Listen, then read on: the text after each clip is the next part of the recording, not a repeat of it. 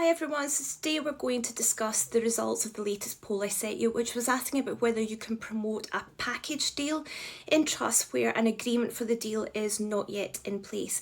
And I gave you various options, either a straight no to all, or yes, you can promote it to individual prescribing HCPs or to budget decision makers, or to both the HCPs and the decision makers. Now the case we're basing this on is 02380724, which is Britannia against Everpharma. Now in the actual case, allegations were made about something completely different to what we're discussing today, but basically it related to a nurse service that was part of a package deal and it was being escalated after intercompany dialogue had failed. But during this, the panel went out of their way to discuss this question of whether or not it is appropriate to promote or communicate package deals to healthcare professionals in a trust where there is not an agreement for the package deal yet in place. Now, because it wasn't part of the main allegations, the panel have said this is a side comment. It's not technically binding as such because it's not been tested by being argued back and forth. However, when they do take their time to go out their way to give you this guidance in detail, it's usually a very good indicator of how future cases around these points would be judged. So if they take their time to give you guidance, I would advise that you do indeed follow it.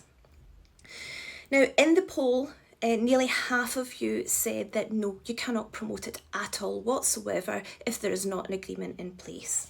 4% said yes to individual prescribing HCPs, 21% yes to budget holders, and 29% said yes to both.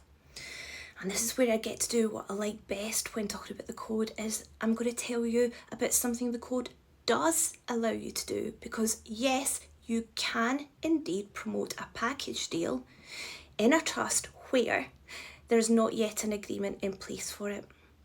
However, there are some but only ifs. It's only in specific scenarios, and that's important to bear in mind.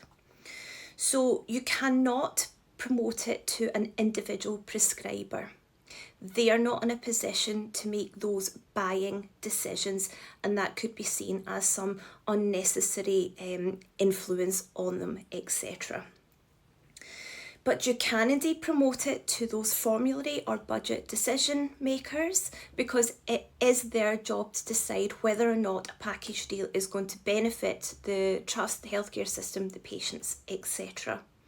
So you can promote it before it's been agreed. Now, it is a promotional exercise, so that means it needs to meet all the obligatory requirements for that. What about talking about these with individual prescribing HCPs? Well, once there is an agreement in place, then you can indeed communicate the existence of that package deal to your individual prescribers as part of promotion, but only once it's been agreed.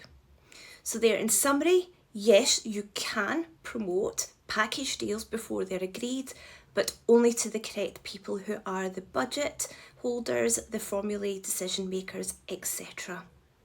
So I hope that's been helpful. As always, any comments, or if you want to discuss anything else, just let me know below.